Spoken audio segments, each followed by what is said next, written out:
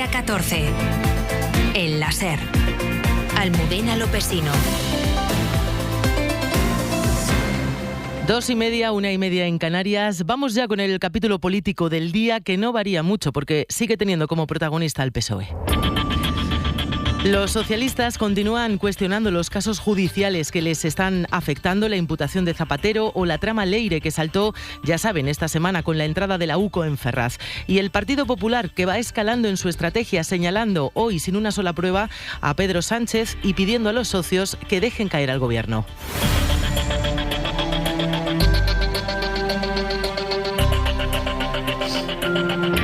Adrián del Pozo, buenas tardes. Hola Almudena, ¿qué tal? Buenas tardes. El Partido Popular, decíamos, ha elevado el tono contra el PSOE y directamente ha señalado a Pedro Sánchez como el cabecilla de todas las tramas judiciales que está afectando a los socialistas. Acusaciones sin pruebas y apelando al PNV directamente para que deje caer al gobierno. Sí, no se cansa el PP de señalar a los socios, en concreto al PNV, al que Miguel Tellado pide que apoyen un cambio de gobierno. Ahora todos los días dicen que la legislatura, esta que empezó gracias a ellos, ahora dicen que la legislatura está acabada y que urgen elecciones.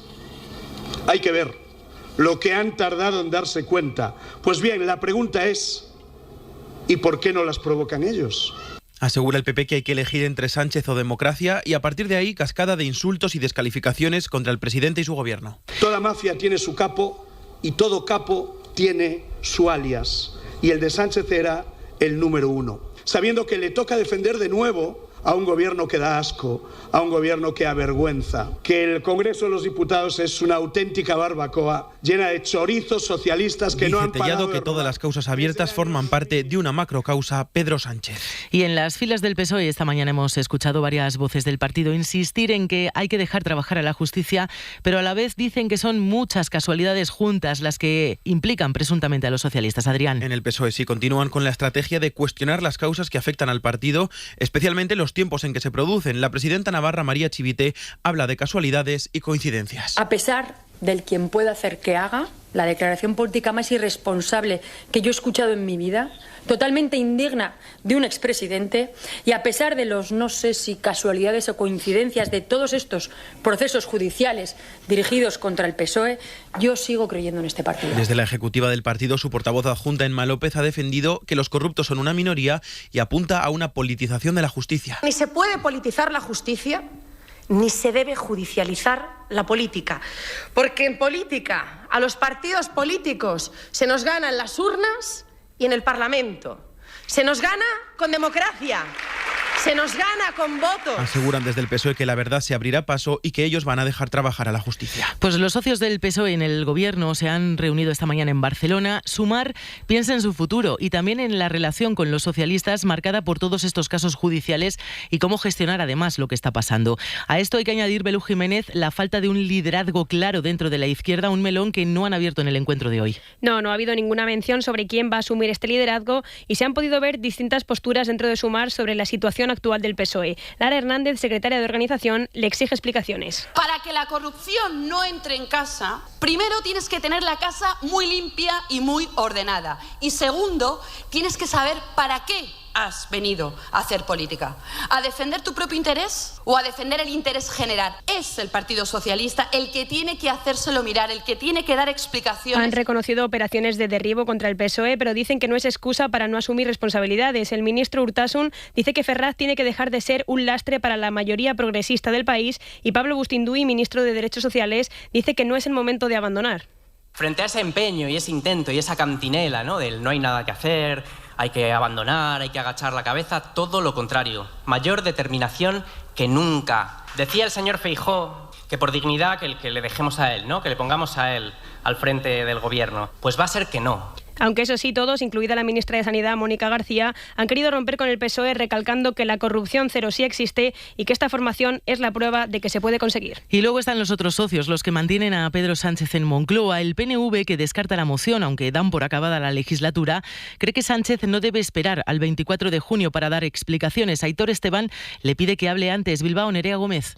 Sí, el PNV le ha pedido a Sánchez que no retrase sus explicaciones. Aitor Esteban cree que no tiene sentido esperar al pleno del día 24 ni mezclar esa comparecencia con la reunión europea. No creo que haga falta esperar hasta el día 24 para esto y además mezclarlo con la reunión europea. ¿De qué se trata? ¿De hacer un asteborraste, de hacer una mezcolanza y de que no se dé ninguna explicación o por qué hay que retrasarlo tanto?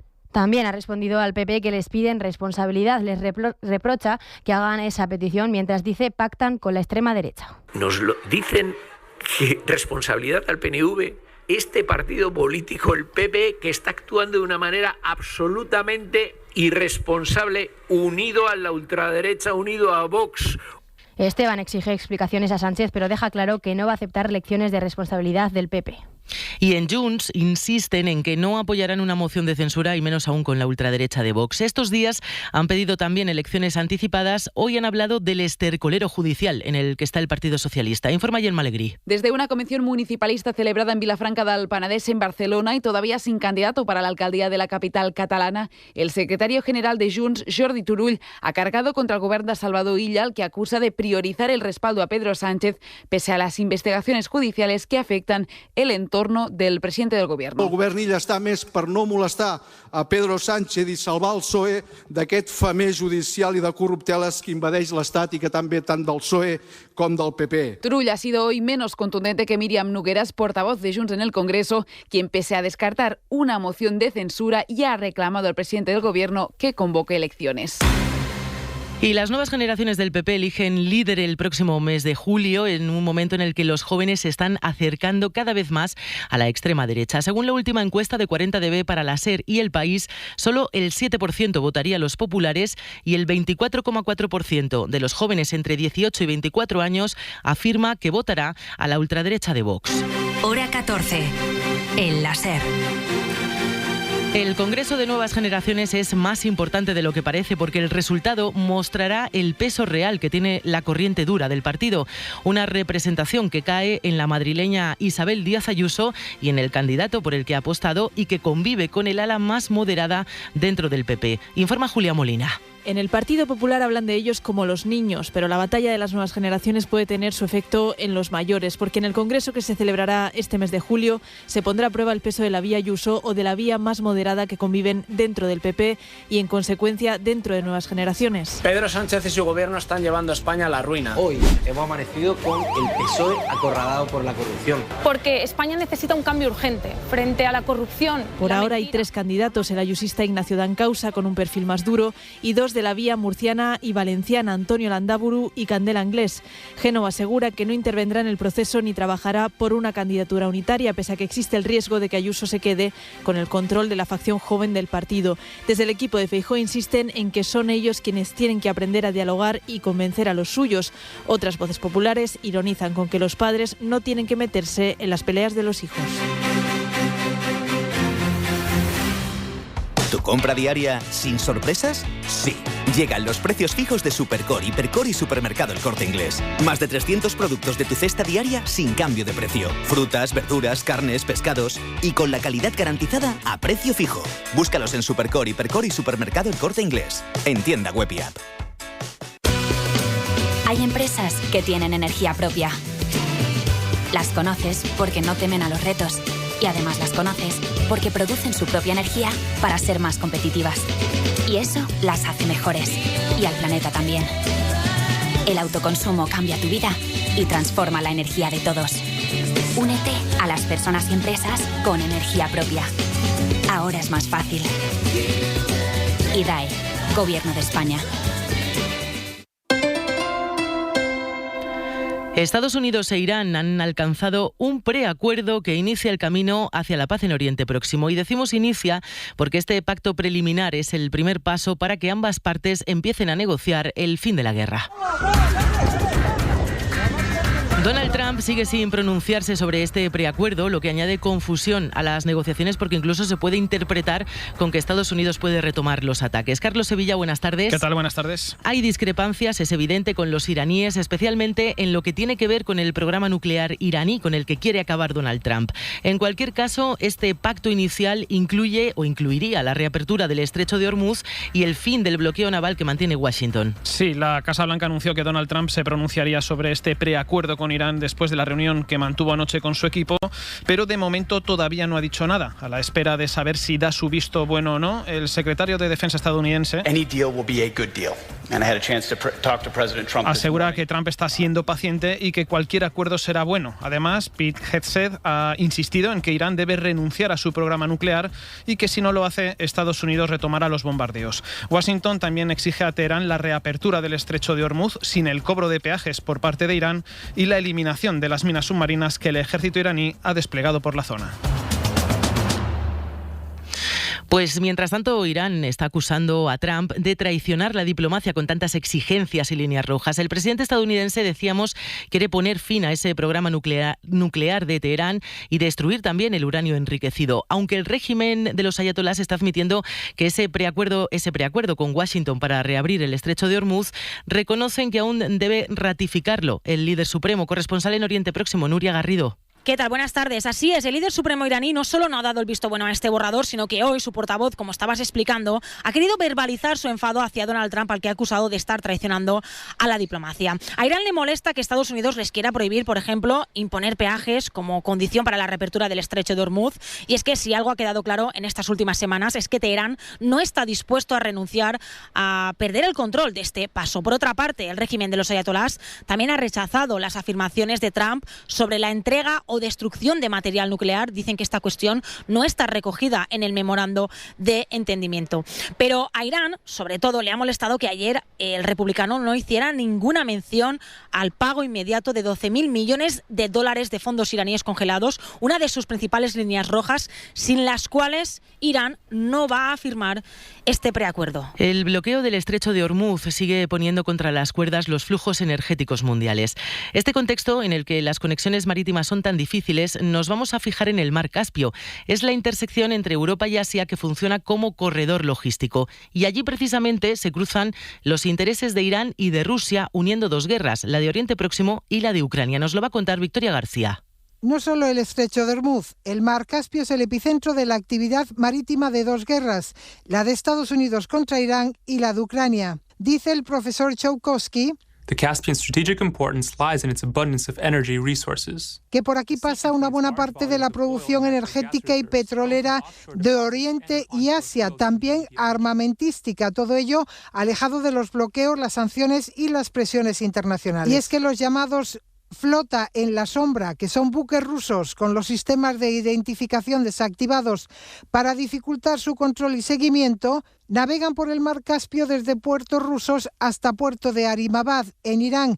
Están devolviendo el favor a las autoridades iraníes. Les envían armas y también medicinas y alimentos. El profesor Eugene Chowkowski es analista geoestratégico. El epicentro de este conflicto no está solo en el estrecho de Hormuz, está también en el mar Caspio, foco de la guerra de Estados Unidos contra Irán, pero también la de Ucrania con Rusia. Bueno, pues aprovechando que les estamos contando las negociaciones para la paz en Oriente Próximo, les vamos a hablar ahora del papel de las mujeres en estos procesos tan complejos y difíciles de gestionar. En 2024, solo 1 de cada 10 negociaciones de paz incluyó la voz de las mujeres. Son datos de Naciones Unidas, un informe que muestra además que las voces femeninas en procesos de paz incrementan en un 35% la posibilidad de que se mantenga esa paz durante 15 años o más. Nos lo va a explicar Arián Suárez. Ban, Saratchi o Witkov son algunos de los nombres que han presidido las negociaciones de paz en Irán. Todos ellos hombres, al igual que en otros conflictos. Según la ONU, las mujeres representan poco más del 9% de negociadores, pero su presencia es clave. Carmen Magallón, presidenta de la Fundación Seminario de Investigación para la Paz, y Pamela Urrutia, investigadora en la Escuela de Cultura de Pau. Cuando participan las mujeres, la paz que se consigue es más duradera y además es más rica en contenido porque se incorporan otras cuestiones. Las mujeres suelen identificar prioridades que a menudo son invisibilizadas por otros actores o dan mayor relevancia a impactos de la violencia o a otras dimensiones de la seguridad que trascienden los enfoques más militarizados. Pero las mujeres siguen trabajando desde la sociedad civil. Leila Nachaguati, profesora en la Carlos III y miembro del Centro de Estudios Árabes Contemporáneos. Todo ese movimiento que surgió de mujeres Madre Vida y Libertad, tras el asesinato de Mahsa Amini, lo han liderado mujeres. Lo que pasa es que el poder en las altas esferas lo siguen detentando élites masculinas, religiosas y muy conservadoras. Para acabar con la situación, las expertas señalan la necesidad de cumplir los pactos sobre el papel de las mujeres como agentes de cambio para la paz. El ejército de Estados Unidos se ha reunido esta madrugada con miembros de seguridad de Cuba para abordar cuestiones relacionadas con Guantánamo. Ya saben, la cárcel estadounidense de máxima seguridad que aún sigue activa. De hecho, dentro quedan cerca de 40 presos. Pues bien, la isla Cuba sigue sumida en una crisis energética monumental por el bloqueo precisamente de Estados Unidos. Bueno, he tenido que subirme para el techo de la casa a ver si tengo un poco mejor de conexión. Tienes que alumbrar con un móvil, con el móvil de la doctora y con el móvil del paciente que hay para que te pueda inyectar. Eso es en caso de que el medicamento, porque casi siempre el medicamento tiene que llevarlo el paciente. Ella es Yadelis, es cubana, vive allí, en Cuba, y cuenta lo difícil que es el día a día con apagones que están afectando al funcionamiento, por ejemplo, de los hospitales, como nos está contando. No se pueden hacer cirugías, las vacunaciones infantiles se retrasan, lo mismo que pruebas de laboratorio que son vitales para hacer diagnósticos. El de Yadelis es uno de los testimonios que ha conseguido nuestro compañero Pablo Seguí. Escuchamos a Mailén Noguera, que vive en Batanabó, un municipio costero a 60 kilómetros al sur de La Habana. A finales del año pasado la operaron de un cáncer de mama. Yo misma soy paciente de oncología, llevo operada 4 meses, debería haberme dado 15 radiaciones, las cuales no me he podido dar porque el aparato está roto. También hemos hablado con una doctora cubana que emigró a España, donde ejerce la medicina hace 18 años, pero que cada 6 meses viaja de vuelta a su país para ayudar a su madre, a quien recientemente operaron de la cadera. Su última visita fue en marzo. En los hospitales se va la luz, la corriente y tienen que seguir las operaciones con lámparas de los móviles de los médicos. Esta mujer, que prefiere no compartir su nombre, relata otras dificultades a las que se enfrentan los médicos cuando se producen apagones en plena operación. Los respiradores artificiales que hay dentro de las salas de operaciones tienen unas baterías con unas reservas por si se va la corriente, pero esa reserva no dura mucho, más que unas horas, y los médicos pasan tensión porque no saben si ese apagón va a ser por unos minutos o va a durar mucho. La ONU, tras una visita de 3 días a la isla este mes, alertó de que los apagones han obligado a los hospitales a suspender cirugías y limitar servicios esenciales. Más de 100.000 personas, entre ellas unos 11.000 menores, permanecen a la espera de operaciones aplazadas. Otro problema es la creciente falta de medicamentos, lo cuenta Noela. Todo el medicamento que uno va al hospital y le mandan, o a un policlínico y le mandan, tienes que comprarlo por la calle porque a precios altos, porque no hay, las farmacias no tienen, todo el mundo no tiene la posibilidad de comprar medicamentos a altos precios. Y también nos llega una voz desde La Habana. ¿Qué tipo en la corriente? ¿Qué tipo? Así. ¿Qué tipo? Que describe de forma muy gráfica la situación con la electricidad. Las personas con las que hemos hablado para este reportaje cuentan que los apagones afectan a todos los aspectos de la vida diaria. Los alimentos se echan a perder en las neveras, escasean el agua y el combustible, y hasta comunicarse con el exterior se convierte en un desafío. Mantener una llamada de WhatsApp con la isla resulta muchas veces imposible por la mala conexión y los continuos cortes de Internet. Y la ONU ha rechazado la última iniciativa de Netanyahu para ampliar su control sobre Gaza hasta alcanzar el 70% del enclave. En el acuerdo alcanzado el pasado mes de octubre, supervisado por Estados Unidos, se decía que los israelíes no podían seguir invadiendo la franja de Gaza y ni mucho menos atacándola. De hecho, 26 palestinos han sido asesinados en las últimas horas, más de 900 desde que se firmara ese alto el fuego en octubre. Y la pregunta es, ¿por qué se le permite hacer esto a Netanyahu? Una impunidad con la que sigue asesinando a pesar de los acuerdos firmados. María Hernández, ¿se le puede obligar a cumplir el mal llamado acuerdo de paz? Pues en la práctica, a nivel material... Estructuras normativas existen, es decir, la ley pues se ha escrito... Lo cuenta Fernando Oliván, profesor en Teoría del Estado. Hablamos de mecanismos como la Carta de Naciones Unidas, uno de los más potentes de la institución, pero también del Consejo de Seguridad de la ONU. Aquí, ¿por qué no se aplica? Estados Unidos es miembro permanente también de ese Consejo y, por lo tanto, jamás se establecerá esa acción de unos cascos azules. Oliván apunta a un bloqueo de Estados Unidos en la ONU que impide al organismo obligar a países como Israel a detener, por ejemplo, esa expansión sobre Gaza, a pesar, como decimos, de que hay un acuerdo de paz en vigor. Y aquí hay un punto jurídico esencial. Lo cuenta Raquel Martí, directora ejecutiva de la UNRWA en España. La Corte Internacional de Justicia ya declaró que la ocupación israelí del territorio palestino ocupado es ilegal. Expandir el control militar en Gaza choca frontalmente con principios básicos del derecho internacional. Martí denuncia que Israel se siente impune ante un derecho internacional que existe, pero que no se aplica por ese bloqueo. El mensaje que Israel recibe es que puede seguir violando el derecho internacional humanitario sin coste alguno. Israel, todavía presente en Gaza, asegura tener ya el control del 60% de la franja, pone la mirada en un 70% y el objetivo final en la ocupación total del enclave. ¿Qué reflejo tiene eso en los medios de comunicación? Bueno, yo creo que es... Vamos al detalle de esos viajes de lujo que... Si buscas ir más allá del titular. Delia, vamos a desgranar quiénes suenan para sentarse en ese... Aimar Bretos. Siempre. Nosotros vamos a seguir aquí en Hora 25. Cadena SER. El poder de la conversación.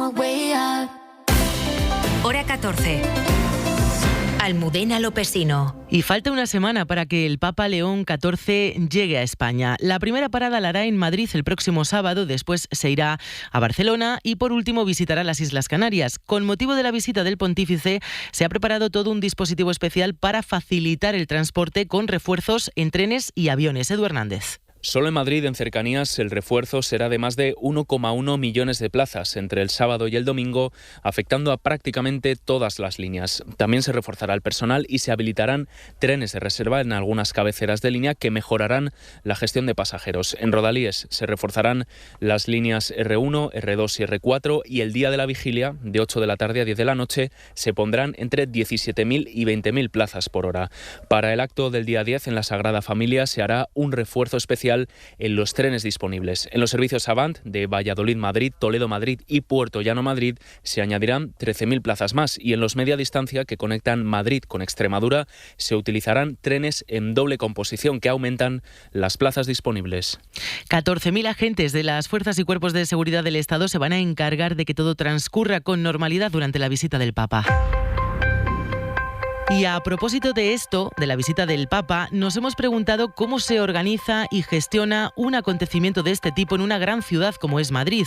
El tráfico, el transporte público y a todo esto hay que añadir la coincidencia con otros eventos multitudinarios, en este caso, en el caso concreto de Madrid, la Feria del Libro o los conciertos de Bad Bunny. Nos lo cuenta Andrés Puentes. Los preparativos comienzan con mucho tiempo de antelación. Así lo explica José Luis Gómez, experto en seguridad y analista de riesgos. Lo que se establece es una evaluación de riesgos y de posibilidades. Se hace un plan y se dice, bueno, estamos en disposición de poder proponer que el Papa venga a España. El conjunto, una vez que ya darle el visto bueno las autoridades y el propio Papa, entre 6 meses y un año. Hay dos amenazas fundamentales. Lo que más puedes temer es un atentado. O incluso también una cosa muy importante es que se genere un pánico. En el plan de seguridad la coordinación es muy importante y los voluntarios son indispensables. Fidel Badía es director del Máster en Seguridad Pública de la UNIR. Una avanzadilla pues para poder detectar cualquier incidencia, transmite cercanía a la hora de tratar de relativizar cualquier cuestión. Pero la visita del Papa a Madrid, además de coincidir con 2 conciertos de Bad Bunny, tiene otra complicación. Cualquier otro líder acepta unas medidas severas de seguridad, de distanciamiento. Con el Papa ocurre precisamente lo contrario. Todo con el objetivo de garantizar la seguridad de todos los asistentes en uno de los eventos más complejos e importantes de los últimos años en España. ¿Y ustedes rechazarían un ascenso si este conllevará una pérdida en su calidad de vida? Yo prefiero ganar menos dinero y tener una mejor calidad de vida que ganar más dinero y llevarme el trabajo a casa, sin ninguna duda. Muchas veces esos ascensos no suponen un incremento económico que justifique el asumir más responsabilidades. Sobre todo lo que he visto en mis jefes a lo largo de estos años es que sí que ganan más que nosotros y pueden ganar hasta un buen pellizco más que nosotros, pero la verdad es que todos tienen una salud mental bastante deplorable. Bueno, según una encuesta de Infojobs y Talent Treat, 2 de los principales portales de empleo de nuestro país, más de la mitad de los españoles diría no si ese ascenso laboral les resta tiempo de ocio o añade todavía más estrés a su vida. Habría que ver si el ascenso va acompañado de un considerable aumento de sueldo, aunque ya saben lo que dicen, no todo en esta vida es el dinero. Saray González. Más responsabilidad, más presión y un aumento salarial que igual no compensa. 6 de cada 10 empleados en España han dejado de aspirar a un ascenso profesional y no es solo cosa de los jóvenes. Yo he renunciado quizá a una serie de trabajos, a una serie de responsabilidades mayores por poder mantener, digamos, una mayor calma mental. Por ejemplo, que quiero tener una familia y me quiero casar. Si no me va a permitir estar con mis hijos tiempo, prefiero ganar menos dinero y estar tiempo con mis hijos. Que he renunciado a mi trabajo hace 3 meses y yo he buscado mejor horario, no un mejor sueldo. Lo afirma un estudio de Infojobs publicado en 2025. La directora de estudios de esta plataforma de empleo, Mónica Pérez. En general se está viendo que esa subida salarial no compensa lo que es el esfuerzo que supone a lo mejor una mayor carga de trabajo, de responsabilidad, y las empresas van siendo cada vez más conscientes. Pedro Gil Montes, catedrático en Psicología Social en la Universidad de Valencia. Él relaciona esta transformación con problemas de salud mental cada vez más asociados a la actividad laboral. Hay más tasa de depresión, más tasa de suicidio, más tasa de autolesiones relacionadas con la salud mental derivada del trabajo. Otros informes recientes coinciden. Se trata de una tendencia al alza. Un ascenso profesional debe ir en equilibrio con la vida personal, porque el trabajo no puede ni debe ocuparlo todo. Y una noticia de la cultura: este sábado ha muerto la directora Josefina Molina a los 89 años. Fue una pionera en el cine, feminista y además una de las pocas mujeres de su generación que se pudo dedicar a la dirección. José Manuel Romero. Nacida en Córdoba en 1936, aquella niña de la Guerra Civil, como decía Josefina Molina, desafió lo que se esperaba de ella. Contra viento y marea hizo todo lo posible por romper la implacable inercia que entonces destinaba a las mujeres exclusivamente a las tareas del hogar. Fue una de las pocas mujeres de su generación que pudo dedicarse a la dirección, la primera en obtener el título de la Escuela de Cine, la primera directora en recibir el Nacional de Cinematografía. Molina abrió camino con títulos inolvidables como Función de Noche con Lola Herrera. Soy una mujer que no he sentido un orgasmo en mi vida. Firmó otras películas como Vera, Un cuento cruel, La Lola se va a los puertos o la serie Teresa de Jesús, y siempre luchó por la presencia de las mujeres en el cine. Es preciso alertar también sobre la escasa presencia de mujeres en los puestos directivos del medio audiovisual. Pionera, visionaria y feminista, Josefina Molina fue una de las fundadoras de la Asociación de Mujeres Cineastas y recibió el Goya de Honor en 2012. Y esta noche es el primer concierto de Bad Bunny en Madrid. Por la mañana café, por la tarde ron, ya estamos en la calle, sal de tu balcón. Por la mañana café, por la tarde ron, ya estamos en la calle, sal de tu balcón. A partir de las 8 de esta tarde se van a abrir las puertas en el Metropolitano para ver al puertorriqueño. El de hoy es el primer concierto, decíamos, de los 10 que va a dar en la capital. Nos vamos a acercar precisamente hasta ese estadio del Metropolitano. Beatriz Carmona, ¿qué ambiente hay a estas horas? Buenas tardes. Buenas tardes. El ambiente cada vez va reuniendo a más gente. Fans que llevan la bandera de Puerto Rico, camisetas con la cara de Bad Bunny y hasta los sombreros de paja popularizados por el cantante. Todos sobreviven al calor con música, sillas de playa e incluso bebidas como café con hielo o un ron cola. Hoy es el primero de 10 conciertos que el artista dará en la capital y se espera que reúna a más de 50.000 personas cada noche, todos deseando verle. Muchísimas, llevamos un año esperando. Desde Málaga venimos. Porque me compré la entrada justo hace un año y estoy súper nervioso, la verdad. Nosotros venimos muy preparadas con la neverita, 2 sombrillas, las sillas para todas, mucha cervecita y muchas ganas. ¿Tienes muchas ganas del concierto? Demasiadas. Llevo ya un año o muchos esperando esto. Además, hay quienes se han emocionado porque el puertorriqueño está haciendo ahora mismo su prueba de sonido, adelantando lo que vivirán esta noche todos sus fans. Bad Bunny coincidirá además con la visita del Papa la semana que viene, convirtiendo a Madrid en una ciudad no solo de seguidores del catolicismo, sino también del reggaetón. Ven subiendo, ven subiendo.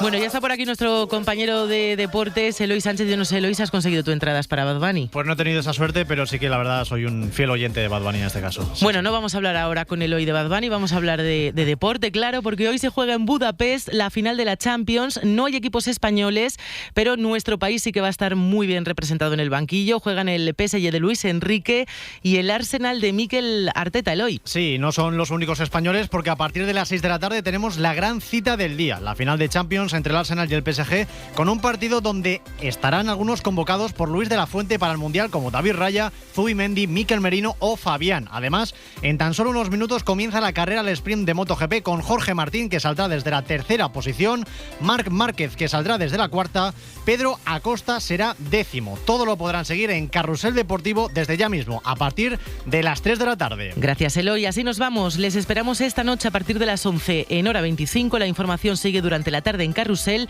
y en nuestra web en cadenaser.com. Pasen buen sábado. Adiós.